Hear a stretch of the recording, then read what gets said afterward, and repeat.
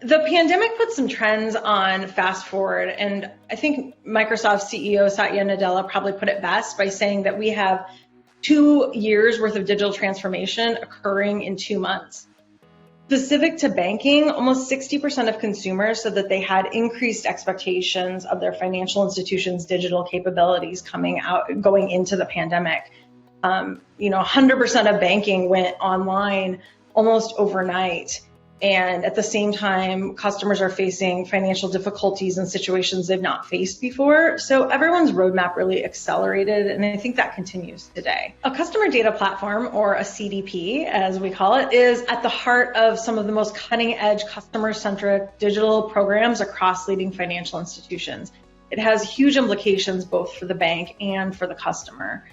A CDP is acknowledgement that your customer data lives in numerous different places with varying degrees of accessibility and different semantics.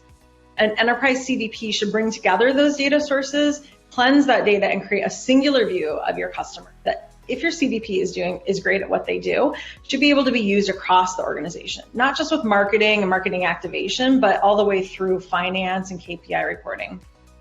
It becomes a single source of truth on the customer. And when you have a single source of truth, suddenly your customer experiences start to make a lot more sense. There are really 4 key features that banks should be thinking about when they're evaluating a CDP. The first is focus on speed to value. And the way to get there is to ensure that your customer data platform is AI powered. Given what we know about banks and their data in legacy systems, sometimes really antiquated systems, is that pulling that data together and lining up the semantics can really drive up the amount of time it takes to get to action. So an AI-powered 360, where the artificial intelligence drives the connection of the data, can really get you to speed to value a lot faster than a rule-based system where a committee has to sit down and make those rules. Your goal here is really to get to action a lot faster. The second is around the enterprise functionality. Do you want to avoid purchasing multiple CDPs across your organization? 2 or 3 or 4 sources of truth is just really not where you want to be. So you're looking for some important features in your CDP. First, there's a lot of PII data that banks have access to. So you want to make sure that there's the capability to have multiple views, and teams can have access to only the data that they need to achieve their goals. And then second, different teams have different preferences on how they go to market. So your marketing team might prefer point and click segmentation tools, while your analytics teams really wants the capability to SQL query different data tables. You want to make sure that your CDP has both of those functionalities. The third thing banks want to think about when they're shopping for a customer data platform is that it's flexible and interoperable. You want it to be able to work with the existing tech investments that you've already made, and you want it to have the flexibility to grow with you in the future as you bring on different partners.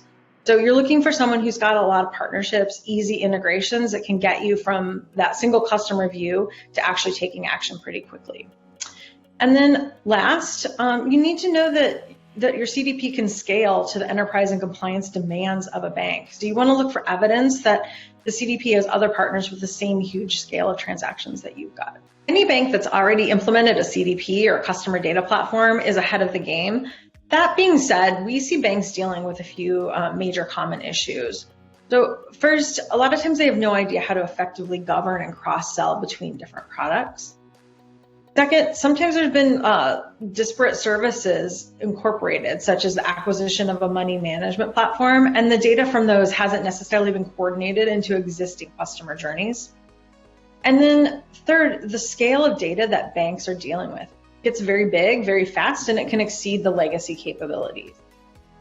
There's a lot of companies out there using the CDP terminology to describe their products that aren't exactly that. So there's a few questions that banks could ask themselves to determine if the solution that they have right now is really working for them. First of all, are all of your customer data points and interactions located in one place? How long does it take your analysts to pull together customer data for basic reporting? And then can your marketing teams use the exact same customer data quickly to personalize and create customer journeys? Do you trust that data? Do you believe that it's true? And then is it easy to bring in new data sources? If you have any hesitation around any of those answers, then looking at CDP options on the market today is really a smart idea.